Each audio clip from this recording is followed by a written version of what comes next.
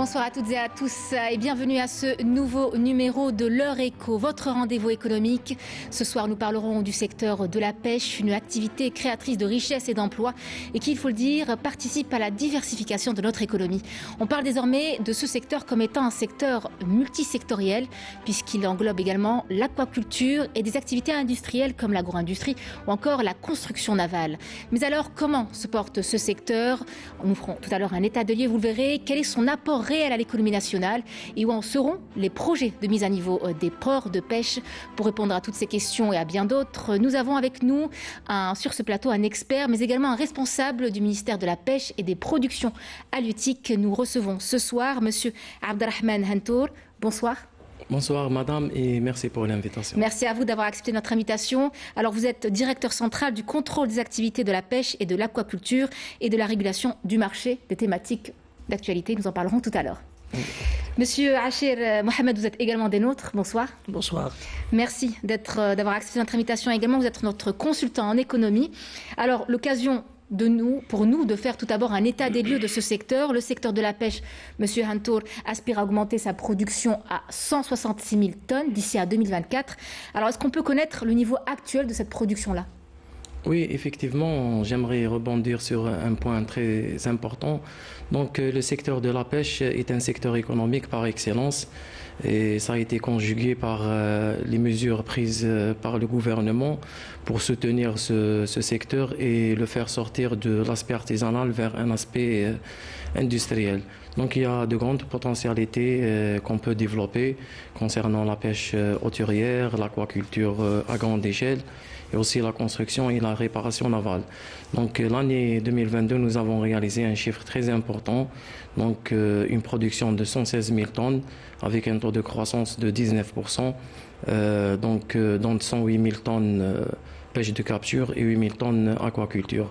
Donc ces indicateurs-là sont très importants et nous mènent à parler de ratio alimentaire qui s'est amélioré. Aujourd'hui, nous sommes sur un ratio alimentaire de 3,26 kg habitants par an. Et l'objectif pour 2024, c'est de faire accroître ce ratio alimentaire et on parlera d'une production de 166 000 tonnes, Inch'Allah, dont 142 000 tonnes pêche de capture et 24 000 tonnes produits d'aquaculture. C'est un défi ? Pardon, c'est un défi ou c'est faisable, largement faisable? Oui, c'est un défi quand même et nous avons les outils et les moyens pour surmonter ce défi. Donc nous avons mis en place une feuille de route avec des actions qu'on va les concrétiser, Inch'Allah. Donc si on parle de l'investissement dans l'aquaculture, on compte beaucoup sur le créneau aquaculture. C'est un créneau qui peut compléter la pêche de capture.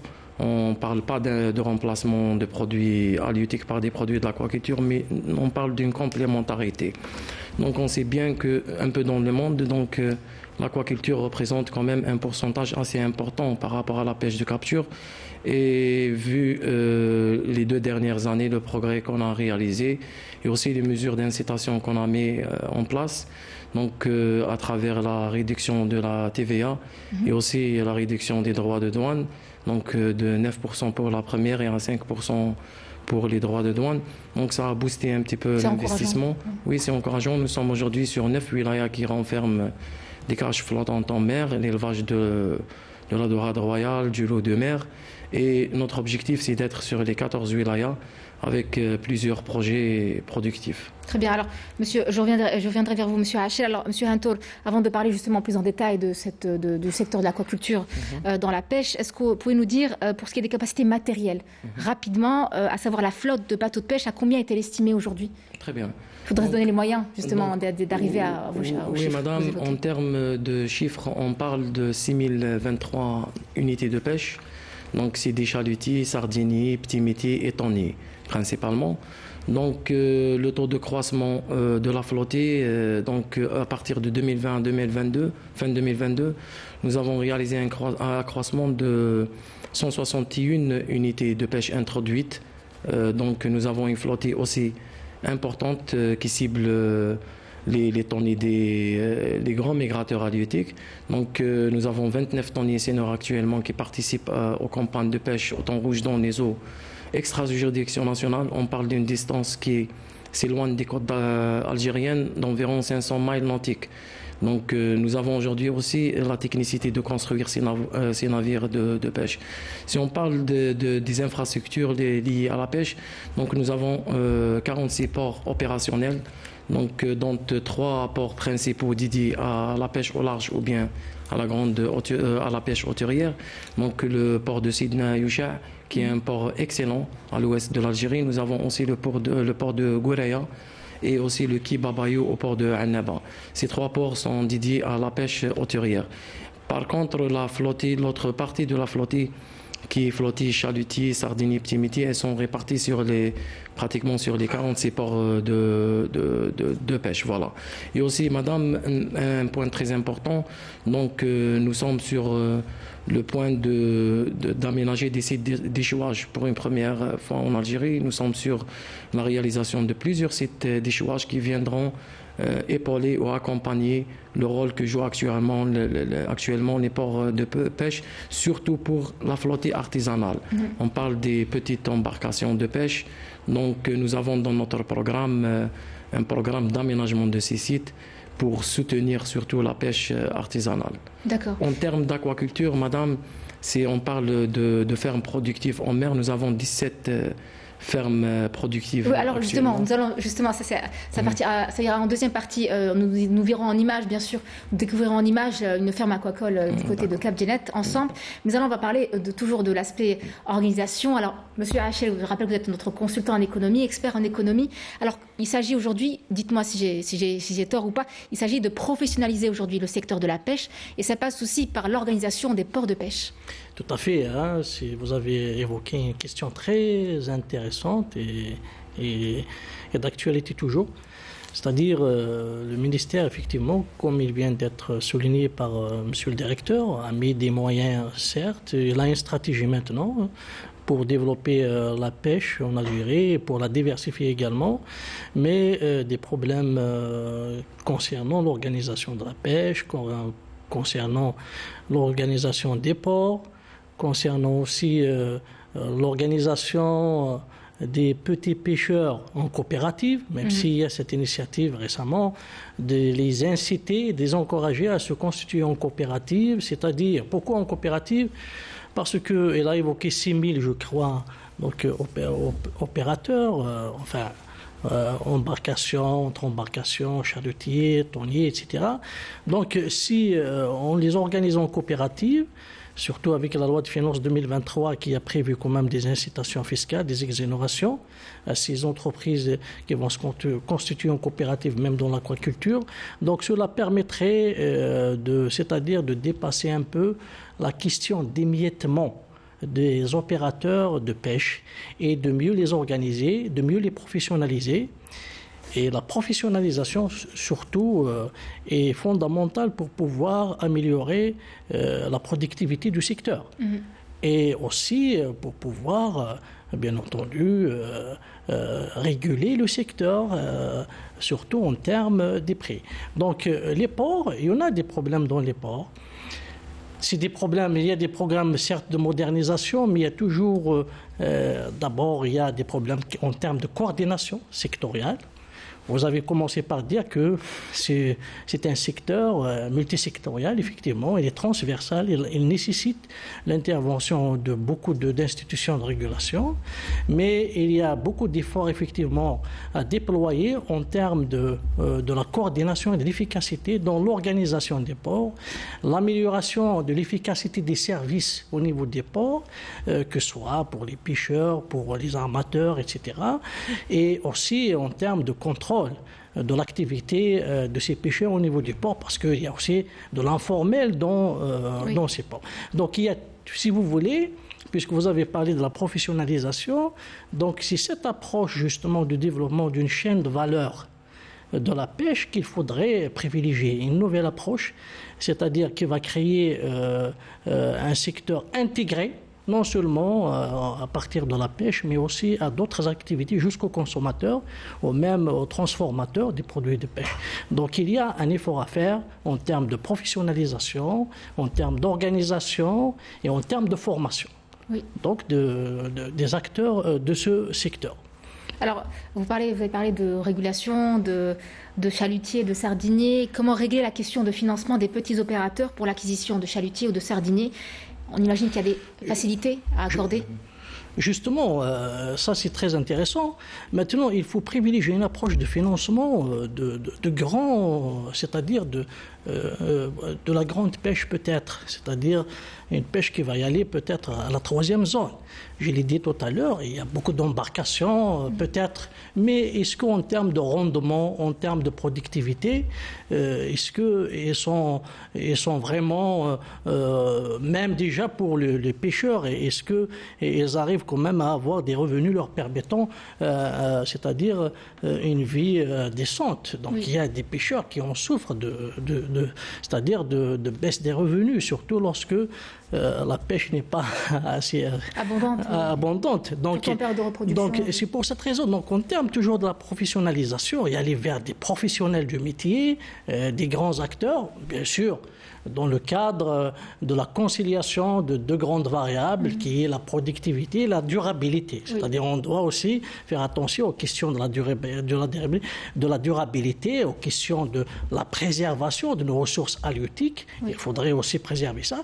Mais je pense qu'il faudrait quand même y aller, pourquoi pas la 3e zone pour pêcher, parce que les embarcations, donc c'est juste un peu je ne sais pas combien de la distance n'est pas c'est-à-dire la distance franchie par les petites embarcations n'est pas importante, donc même la production donc là n'est pas importante. Vous parlez de pêche industrielle ou de pêche artisanale? De pêche artisanale. Cette pêche, donc l'approche qu'il faut privilégier, la pêche artisanale, il faut l'organiser en coopérative surtout. C'est très important, les coopératives, et il faut certes lui donner des moyens matériels. Surtout, il faut développer, même en amont, une industrie nationale des différents, c'est-à-dire les équipements utilisés par les pêcheurs.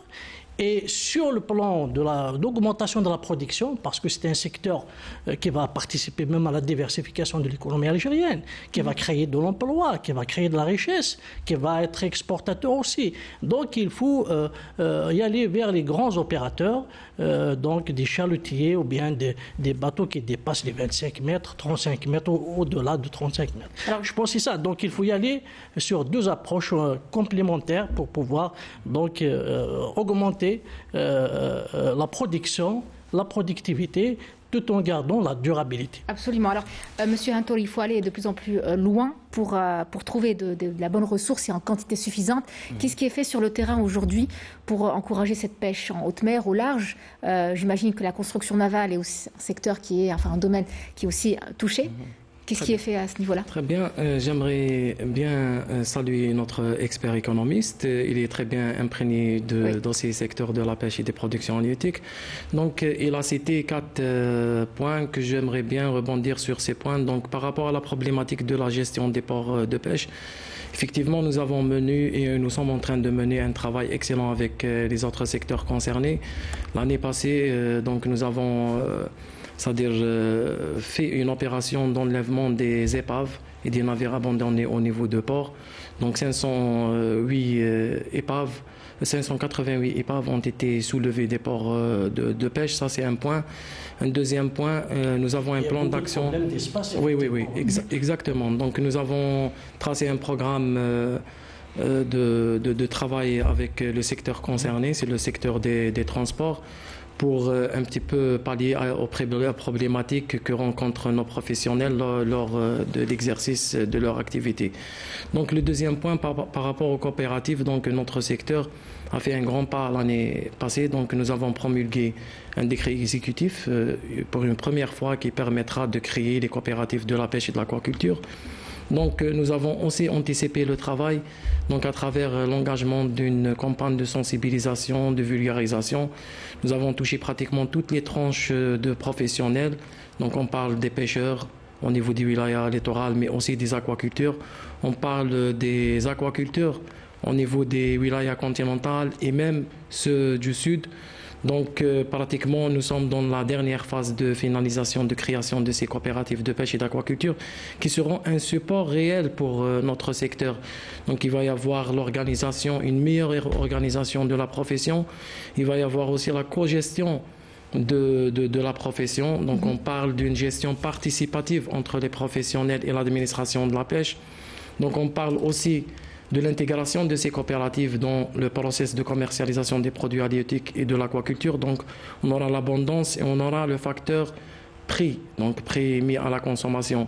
Donc, c'est vrai, les incitations... Notamment quelques semaines du mois de Ramadan. Oui, oui, exactement. On en parlera du mois de Ramadan. Régulation des prix oui, aussi. On en parlera de ce point. Donc, les mesures d'incitation qui ont été faites dans la loi de finances 2023, donc, ont boosté les professionnels pour s'organiser au sein de coopératives. Donc on parle de l'IBS, l'impôt sur le bénéfice, qui est totalement exonéré ou annulé. On parle d'une annulation totale de l'IBS.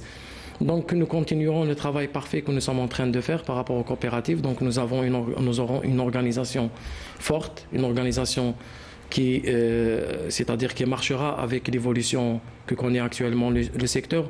Nous sommes en période de transition actuellement. Donc nous étions dans une pêcherie artisanale où on ne parlait pas beaucoup de ce secteur les années précédentes, mais les choses ont changé maintenant. Donc chaque fois, on est en train de parler de progrès et de la transition que le secteur de la pêche et des productions halieutiques connaît. En même temps, on n'a pas le choix. On doit s'adapter. On compte beaucoup sur ces secteurs, madame, à partir du moment où ils contribuent dans la sécurité alimentaire avec une diversité de produits. Ils contribuent aussi à l'emploi et la préservation de l'emploi. Nous avons 142 000 emplois indirects que génère le secteur. Par rapport à un autre point, vous parlez de l'intégration des activités. Donc effectivement, c'est un point très important pour nous. Nous avons actuellement des pôles d'excellence qui sont en train de se cartographier. Nous avons un pôle à Bidjaya, par exemple, là où on a la transformation des produits halieutiques. Nous avons aussi la construction, la maintenance et la réparation navale. Au niveau de cette wilaya, nous avons l'aquaculture marine. Nous avons aussi l'aquaculture continentale. Donc, c'est tout un écosystème qui est en train de se placer au niveau de ces wilayas. Si on prend la wilaya de Chilef, idem pour la wilaya de Chilef, wilaya de Tlemcen aussi, wilaya d'Oran, où toutes les activités commencent à se focaliser, se concentrer et conjuguer leurs efforts pour réellement mettre en place une industrie forte, une industrie maritime très forte. Donc par rapport aussi à la pêche et à l'aspect artisanal de la pêche, oui, nous avons un aspect artisanal de la pêche. Donc nous sommes classés parmi les 4 premières puissances de pêche en Méditerranée en termes de débarquement. Donc selon des rapports établis par la Commission générale des pêches en Méditerranée, nous avons une production forte quand même, comparativement à d'autres pays. Donc, mais ça n'empêche pas que nous avons tracé un programme de développement, un programme pour aller vers le large. Donc on vise dans notre stratégie, dans la feuille de route sectorielle qui c'est-à-dire inscrite dans le programme ou le plan d'action du gouvernement, donc on vise à aller plus loin. Donc à aller dans la ZEE pêcher. Donc l'année passée aussi, nous avons signé un accord de pêche avec la Mauritanie. Donc juste un accord juste pour nos téléspectateurs. Je termine parce que c'est très important. Oui, justement la ZEE, est-ce qu'on pourrait avoir la définition exacte? Oui, la ZEE, donc les années passées, donc nous étions sur une zone de pêche pratiquement qui s'étend à 32 miles de la frontière ouest vers le cap de Ténès et à 52 miles vers le large de Cap Ténès vers la frontière est. Mais par décret présidentiel de 2018, l'Algérie a autoproclamé sa ZEE. Donc notre ZEE, nos eaux sous souveraineté ou sous juridiction nationale maintenant sont plus lointaines. Donc par rapport à ça, nous avons dans notre programme ou bien dans le portefeuille ministériel, donc le budget du ministère de la Pêche et des Productions halieutiques, nous avons une opération ou une action inscrite qui est l'évaluation des potentialités des ressources halieutiques au niveau de cette zone. On aura certainement, où on parlera de grands migrateurs à l'image du bonnet, de la tonine, de la bocorette qu'on va devoir les capturer et les introduire au marché, au niveau du marché local.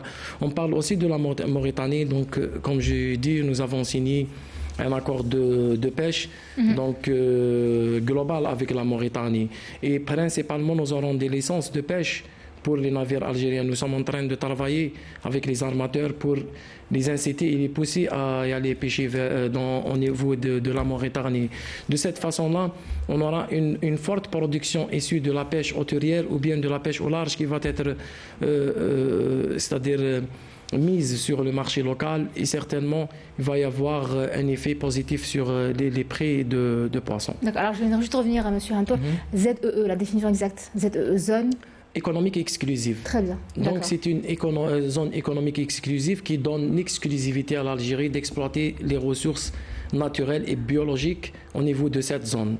Voilà comme définition. D'accord. Alors, je vais rebondir sur l'aspect dont vous avez parlé, la sécurité alimentaire, qui est aujourd'hui un sujet très actuel. Alors, Monsieur Mohamed Aïcher, quel pourrait être l'apport du secteur de la pêche en matière de sécurité alimentaire pour l'Algérie? Oui, le secteur de la pêche peut apporter, c'est-à-dire une valeur ajoutée importante pour la sécurité alimentaire, surtout avec une diversification de ces ressources halieutiques et même le développement de l'aquaculture. Et l'ouverture de débouchés industriels aussi. Effectivement, oui, c'est ça. De produits de la mer. D'abord, il y a cet effet d'entraînement, parce que la pêche, avec le conditionnement, la transformation, ça va créer tout un effet d'entraînement pour une industrie agroalimentaire aussi. Donc, et il y a toute une chaîne de valeur qui peut être développée par la pêche et par l'aquaculture. Bien entendu, il y a des inputs aussi. Donc, il y a des activités qui soutiennent le secteur de la pêche et de l'aquaculture. Et là, 1600 km, si je ne me trompe pas, c'est ça, 1600 km. Donc, on a quand même une cote importante. Ça a des avantages. On peut y aller jusqu'à la 3e zone, etc. On peut y aller vers la pêche de large, parce que c'est là, je pense, si je ne me trompe pas, c'est le maillon faible un peu de notre pêche en Algérie. C'est y aller à ce qu'on appelle la grande pêche, c'est-à-dire y aller au large. Mais là, ça demande quand même des investissements, des infrastructures, des bateaux industriels, hein, c'est des bateaux usines. Pour que le pêcheur reste une dizaine de jours, si je me trompe, une dizaine de jours au large et pouvoir... Peut-être c'est des bateaux usines carrément, donc ça demande beaucoup de professionnels. Beaucoup de moyens. Donc c'est pour cette raison que j'ai dit qu'il faut y aller vers ces grands investissements. Donc il faut des financements aussi. Il faut des partenariats aussi avec des étrangers. Pourquoi des pays pas. d'Afrique de l'Ouest. Et justement, même surtout, vous avez évoqué la Mauritanie, c'est très important parce qu'on peut rappeler Almap. C'était une société algéro-mauritanienne créée en 1974. Et c'est une société créée en Mauritanie parce que l'Atlantique est très riche. Donc, ça quand même, il y avait, à l'époque déjà, on avait ce partenariat.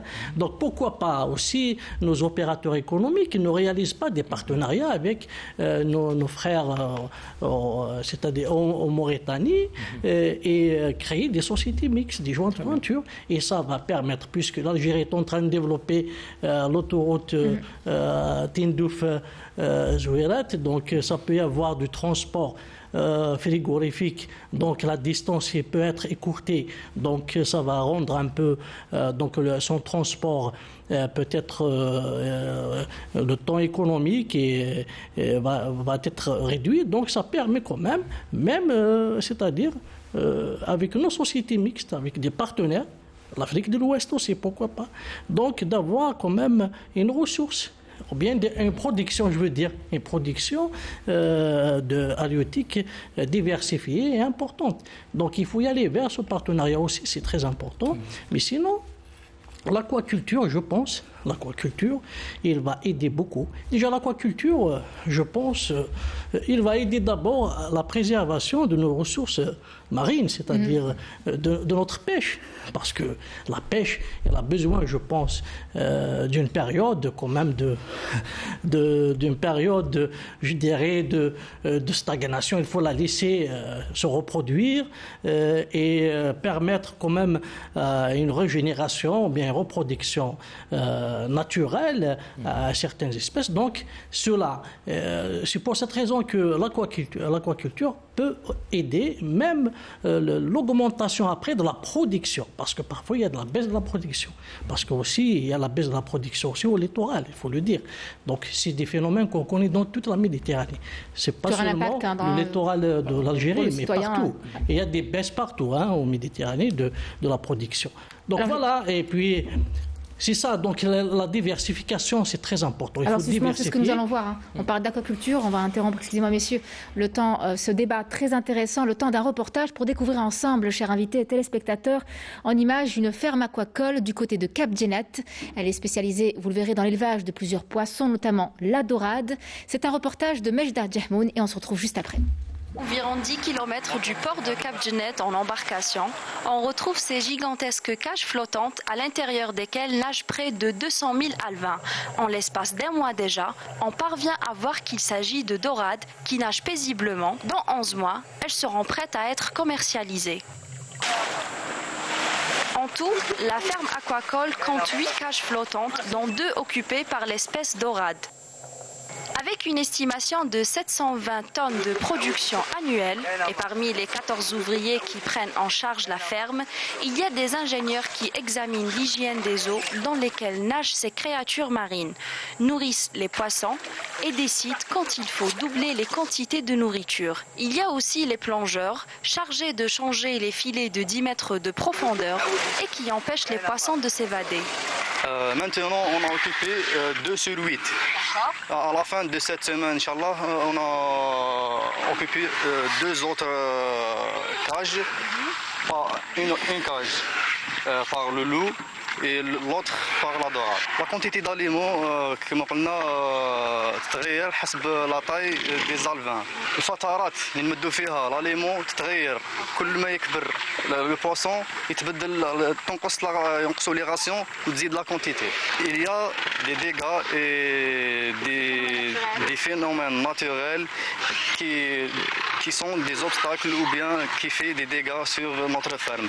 On a protégé notre structure et notre ferme par le suivi journalier des plongeurs. L'arrivée prochaine d'alevins et l'ambition d'élargir l'activité aquatique à Boumerdès engendrera de nouveaux postes d'emploi. Le développement de l'aquaculture en Algérie est très prometteur. Prochainement, cette ferme aquacole recevra 750 000 alevins.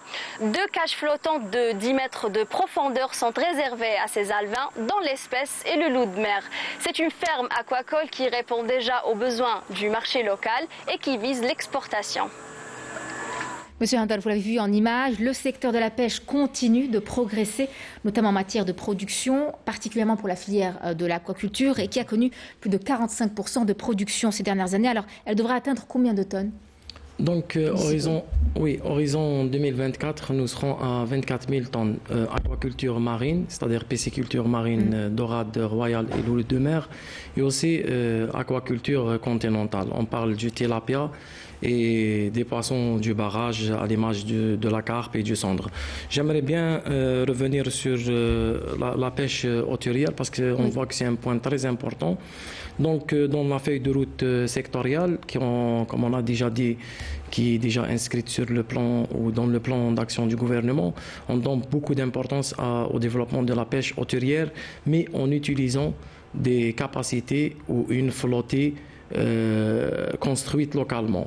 Dans ce sens, nous avons accompagné la filière de la construction navale pour construire de grands navires dédiés à la grande pêche. L'année passée, nous avons réceptionné 2 grands navires d'une longueur de 35 mètres. Ces 2 navires ont participé à la campagne de pêche au thon rouge à une distance... Ça veut dire que c'est des tonniers, il s'agit de tonniers. Voilà, de tonniers seineurs. Donc, dans le pipe, il y a aussi 5 grands navires qui sont en train de se construire au niveau de 3 chantiers navals. Un à l'ouest, un au centre et le deuxième aussi au centre au niveau de la wilaya de Tizi Ouzou. Donc, nous avons quand même maintenant une industrie, disons une industrie de grands ou bien pour la construction et la réparation de grands navires de pêche. Cette industrie, elle existait à un moment donné, mais c'était une industrie qui s'occupait de la construction de petites embarcations ou de petits navires. Il s'agissait de petits métiers de sardiniers initialement. Mais à partir de l'année 2022, où nous avons vu concrètement la réalisation et la réception de ces grands navires. Donc on compte beaucoup pour accompagner cette filière et puis satisfaire le besoin du marché national.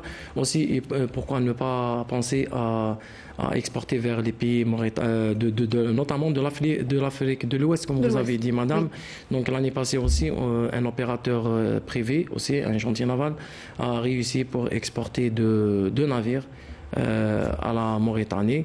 Donc on voit que c'est très important le fait d'accompagner cette filière et aussi de construire de grands navires. Pour donner les moyens d'y arriver. Voilà, certainement comme on a déjà énoncé. Donc on ira vers la zone de pêche au large, la zone de la ZE algérienne, et on ira, Inch'Allah, aussi vers les eaux sous juridiction d'autres États dans le cadre d'accords bilatéraux.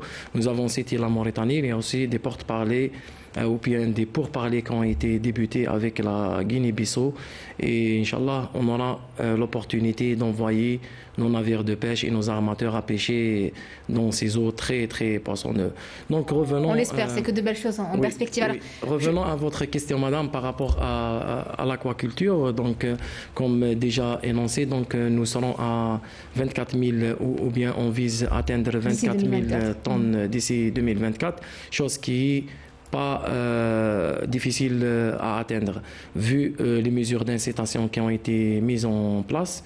On a cité la TVA et les droits de douane, vu aussi les mesures d'accompagnement pour l'octroi de concessions en mer ou à terre. Donc, comme déjà dit, 9 wilayas connaissent maintenant l'aquaculture marine, des cages flottantes en mer. Beaucoup de concessions ont été attribuées l'année 2022. À titre indicatif, on cite la wilaya de Tipaza. Donc il va y avoir aussi de la dorade et du loup de mer au niveau de la wilaya de Tipaza. Donc aussi la wilaya d'Alger, il va y avoir de la dorade et du loup de mer. Donc à l'image de toutes les wilayas, on vise à généraliser donc la mise en place des cages flottantes. On parle d'autres productions que le loup et la dorade? En mer, la pisciculture marine, c'est les deux principales espèces. Voilà. Mais si on parle de l'aquaculture continentale, on en parlera de tilapia. Donc, nous avons réalisé des grands progrès. Donc, ça fait des années en arrière, on maîtrisait l'expérimentation, donc la reproduction du tilapia, aussi l'alimentation et le circuit de grossissement. Mais il nous manquait une chose qui était très importante, donc la commercialisation. La première fois où on a introduit le tilapia, qui est une espèce élevée dans l'eau douce, donc la première fois où on a introduit cette expérience, c'était l'année 2022. Ça a été trop accepté par le consommateur algérien et la demande maintenant, donc à des prix qui sont très accessibles. On parle d'un prix qui varie de 500 à 600 dinars.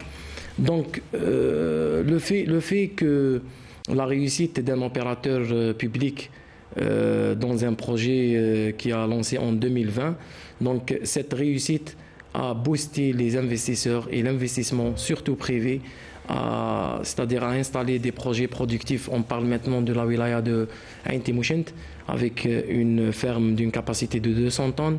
On parle aussi de la wilaya de Chilef, un opérateur privé donc lancera sa ferme cette année-ci, l'année 2023. On parle de la wilaya de Borj Bouarerich, on parle de la wilaya de Bessikira, on parle des wilayas du sud aussi. Donc on compte beaucoup sur ce poisson qui est trop produit à l'échelle mondiale. Nous, en Algérie, nous sommes dans la phase début. Donc le consommateur a connu, c'est-à-dire nous maîtrisons toute la chaîne de production, depuis la production des alevins vers la production de l'aliment, vers le cycle de l'élevage lui-même et du grossissement et vers la commercialisation. À partir de là, donc, on envisage d'augmenter la production et de booster l'investissement. On sait, nous avons plusieurs et beaucoup de demandes d'investissement dans ce domaine. Alors, si on parle aussi, si vous permettez, madame, donc oui, si rapidement, s'il vous plaît. Rapidement, je ne vais pas trop tarder. Si on parle aussi de la crevetticulture, qui... Oui, alors justement, ça existe ou pas en Algérie, c'est faisable ou non? Oui. La crevetticulture aussi, nous maîtrisons actuellement la technicité et la technologie de produire la crevette d'eau de mer et d'eau douce. Donc à travers un partenariat avec la COICA, l'agence de coopération coréenne, l'Algérie est parmi les rares pays qui maîtrisent cette technologie. Donc nous avons l'expérimentation. Et dans notre plan d'action, ce qu'on envisage à l'horizon 2024, c'est de faire passer cette maîtrise expérimentale vers une maîtrise économique. La généraliser. Voilà, généraliser et lancer cette expérience et cette expérimentation vers le monde productif réel. Voilà. D'accord. Alors, avant de parler justement du consommateur, mais avec vous, M. Haché, un des avantages de l'aquaculture, c'est qu'elle peut être développée loin des côtes, n'est-ce pas? Notamment dans le sud du pays, on a eu quelques exemples qu'on a vus auparavant. Est-ce que c'est faisable en Algérie? Économiquement, c'est viable? Oui, bien sûr. Économiquement. Ça pourrait apporter un plus. Oui, effectivement. Donc, il y a des bonnes expériences. Je pense à Ouarguila, donc le développement de l'aquaculture continentale. Ça va permettre d'abord quand même de diversifier le mode alimentaire de nos frères et sœurs des wilayas de l'intérieur. Vous me direz, on s'occupe des côtes et puis ensuite on ira vers le sud. À Tamdras aussi, je pense à Tamdras. Oui. Donc tout ça, oui, il faut, j'ai dit que surtout l'aquaculture, il faut la développer parce qu'il va générer d'abord, il peut générer, c'est-à-dire des pôles carrément, des pôles d'activité même qui peuvent être intégrés à l'agriculture. Je pense. Mais maintenant, il faut développer la chaîne, c'est-à-dire internaliser davantage la chaîne de production de l'aquaculture, surtout les intrants, l'aliment, etc., les moyens techniques, la maîtrise de la technologie, la formation, parce que c'est ça une économie. L'économie, c'est une chaîne de valeur. Il faut avoir de la valeur donc dans chaque maillon de cette chaîne-là.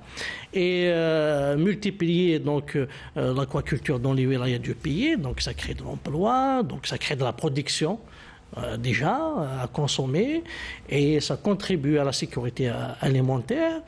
Maintenant, lorsqu'on parle de consommateurs, on parle bien entendu aussi de la question des prix. Oui. Donc c'est là où ça pose encore problème. Je pense on connaît souvent des épisodes de flambée de prix sur le marché national. À quoi est dû justement ces pics de prix? S'il y a une volatilité quand même des prix, on passe parfois un kilo de la sardine 1200 dinars et parfois il est cédé à 400 dinars, 500 dinars.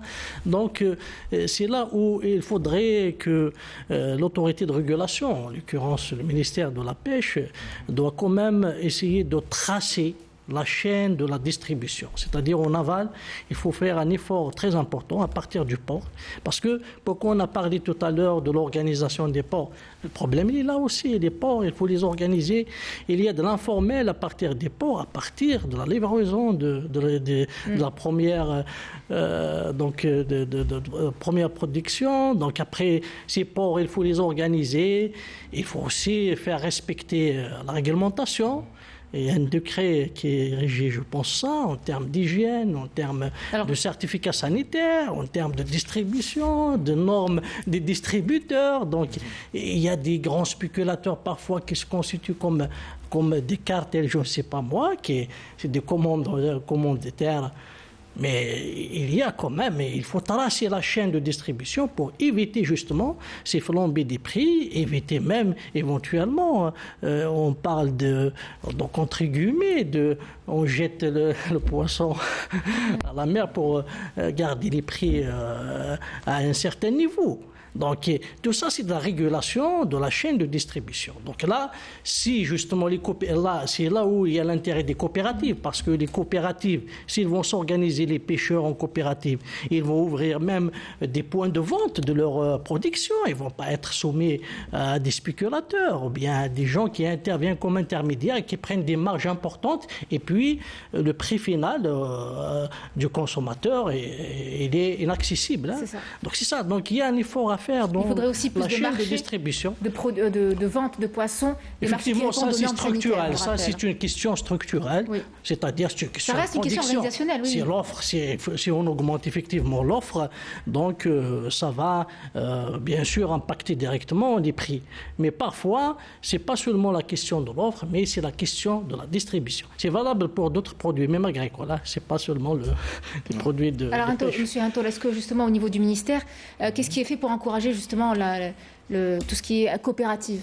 Très bien. La multiplication de coopératives, l'installation de coopératives. Très bien, mais quand même, aujourd'hui, je pense que mon rôle, c'est d'apporter des éclaircissements à nos confrères, donc citoyens et tout. Donc, par rapport à la régulation des productions halieutiques ou régulation du marché des produits halieutiques, donc c'est un sujet très important. Je pense que notre collègue expert donc, a parlé des prix de la sardine, connaissant que la sardine en Algérie connaît deux périodes phares. Donc, une période qui débute du mois d'avril jusqu'à, ou bien disons, voilà, du mois d'avril jusqu'à fin novembre, donc où il y a l'abondance de la sardine et des petits pélagiques. On parle de la lâche, le savrel, l'anchois, où les prix ne dépassent cette année-ci, n'ont pas dépassé les 700 dinars. Par contre, ils étaient vendus à proximité des ports à des prix qui avoisinent les 200-250 dinars à proximité des grands ports de débarquement. L'autre période qui s'étend du mois de décembre au mois d'avril, ou bien disons fin du mois de mars, qui connaît de grands mauvais temps. Donc ça empêche les sorties en mer.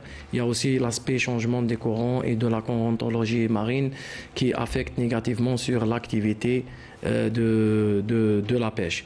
Donc parlons aussi de l'innovation qui a été faite par le secteur de la pêche. Donc, à travers la Chambre algérienne de la pêche et de l'aquaculture, le 8 décembre 2022, nous avons lancé un nouveau mode innovant, disons, de commercialisation des produits halieutiques, donc du producteur vers le consommateur. La dorade, actuellement, elle se vend entre 990 dinars à 1090 dinars. Donc, 990 dinars pour les pièces ou bien pour la dorade, moins de 300 grammes la pièce, et 1090 pour plus de 330 grammes la pièce. Donc aussi, il y a le tilapia qui est vendu à 550 dinars le kilogramme. Donc notre objectif à travers ce circuit, ça a été testé le mois de Ramadan passé, donc le mois de Ramadan 2022, notre département ministériel a initié cette opération-là. Donc il y a eu une entente ou bien entre la Chambre algérienne de la pêche et de l'aquaculture et les producteurs pour que la Chambre joue le rôle de régulateur ou le rôle de l'intermédiaire. Et ça a très bien marché, ça a donné de très bons résultats. Donc il y a aussi l'aspect spéculation. Donc la dorade était vendue à 1600, et des fois un peu plus de 1600 dinars. Maintenant les choses ont changé. On voit que la dorade, elle est vendue à moins. Donc, un prix plus abordable. Voilà. Alors justement, nous sommes à quelques semaines du mois de Ramadan. Qu'est-ce qui est prévu? Est-ce que toutes ces espèces de poissons seront disponibles à des prix avantageux, que toutes les bourses pourront s'offrir à l'occasion du mois sacré qui arrive à grands pas? Et qu'est-ce qui est prévu aussi en termes de points de vente? Très bien. Donc notre secteur a collaboré avec le secteur concerné directement, qui est le secteur du commerce, pour les préparatifs c'est-à-dire à la fourniture des produits halieutiques durant le mois de Ramadan. Donc nous allons avoir 3 catégories de produits. Donc pour les produits halieutiques, nos chambres de pêche ont établi la liaison avec les armateurs de pêche ou bien les armateurs de navires de pêche, donc avec aussi les mandataires pour les inciter à intégrer les marchés de Ramadan, donc les marchés de vente directe de producteurs aux consommateurs. Nous allons avoir, Inch'Allah, des prix à la portée de consommateurs parce qu'il ne va pas y avoir la chaîne ou bien toute la chaîne de commercialisation et de spéculation dedans. Donc en deuxième lieu, nous allons avoir les produits d'origine aquaculture, donc dorade, loup principalement, et aussi le tilapia. Donc aussi il y a eu un travail avec les producteurs. Il va y avoir des produits disponibles sur pratiquement tous les points chapeautés par la Chambre algérienne de la pêche et de l'aquaculture. Aussi, il y a eu un travail où nous avons fait un travail avec les unités de transformation des produits halieutiques. On parlera des conserves de thon et de sardines, qui est un produit très demandé à large consommation, surtout durant le mois de Ramadan. Donc on parle de production transformée. Transformée, exactement. Aujourd'hui, l'Algérie compte 16 unités productives de grande capacité, des capacités productives réelles qui dépassent les 20 000 tonnes an. Donc, ces producteurs ou ces unités de transformation ont accepté de fournir les produits pour les vendre directement aux consommateurs algériens. Donc aussi nous avons fait un bon travail avec les services de commerce. Actuellement la Chambre compte 130 points de vente directs à travers le territoire national, wilaya littorale, intérieur et même du sud, et à travers les marchés de Ramadan. Donc nous allons ouvrir aussi, ou bien la Chambre va ouvrir aussi près de 143 points de vente directs. Comparativement à l'an dernier, c'est supérieur? Oui, c'est trop supérieur. Donc l'année dernière, donc, comme je vous ai dit, nous étions sur une expérience. On a touché plusieurs wilayas, mais cette année-ci, donc, le travail a été intensifié pour pouvoir écouler une production importante. Donc ce qui est bien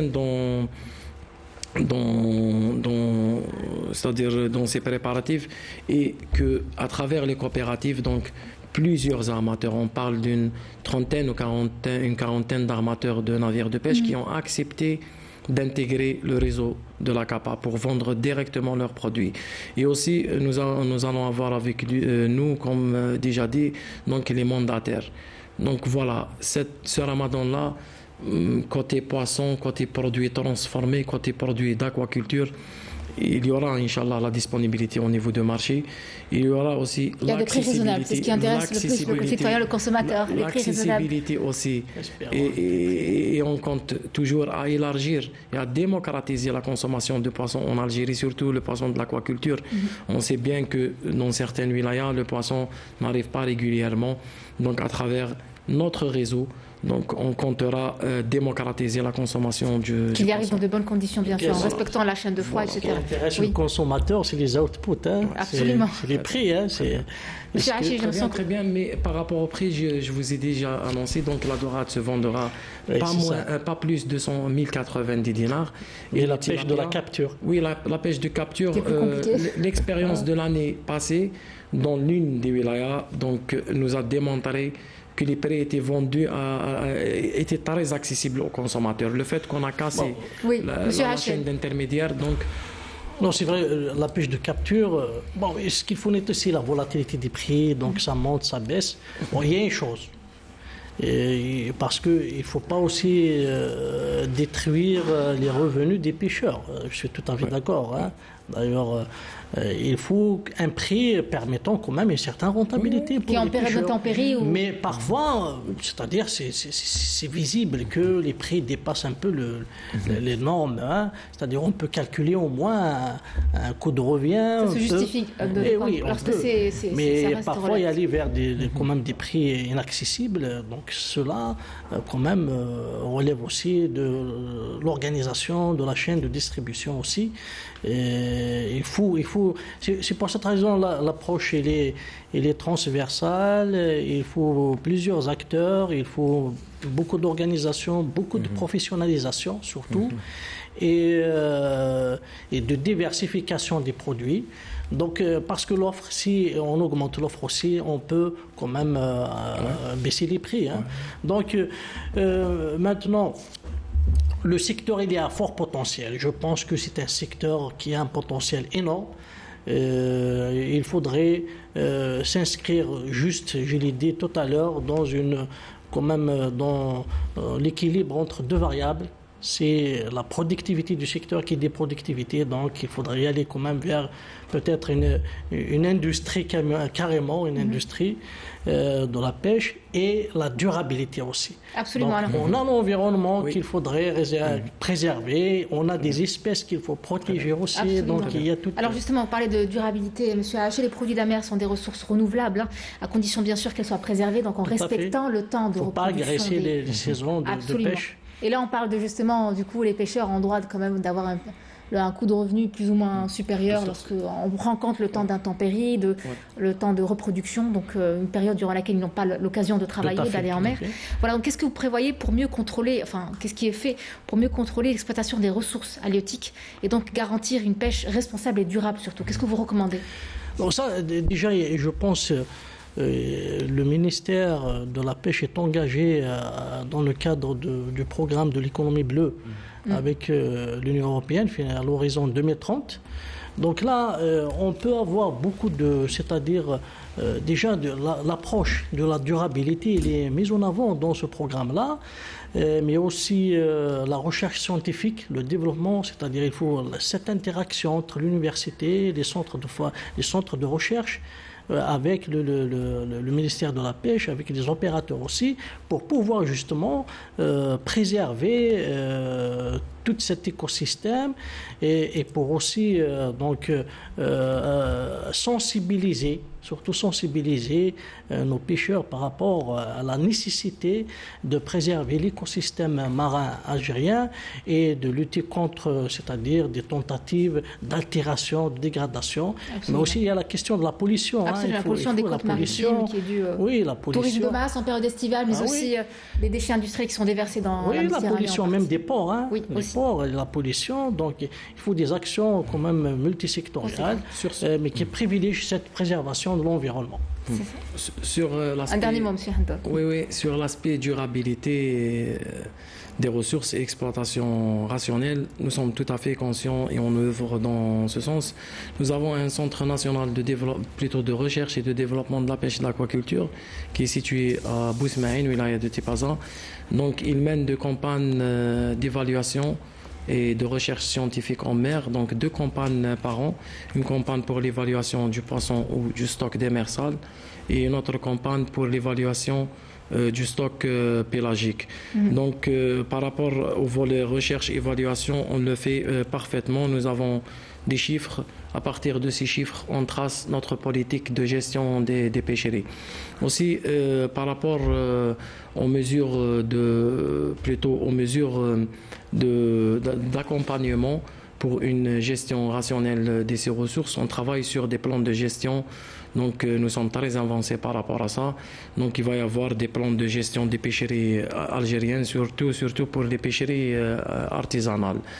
Donc il faut le dire, il y a certaines pratiques de certains, pas du tout, mais quand même il y a certaines pratiques qu'on souhaite ne pas les voir en mer et qu'on est là pour sensibiliser, pour vulgariser, mais pour contrôler aussi et pour mettre en place des mesures de contrôle. Oui. Donc pour éviter que ces choses se passent.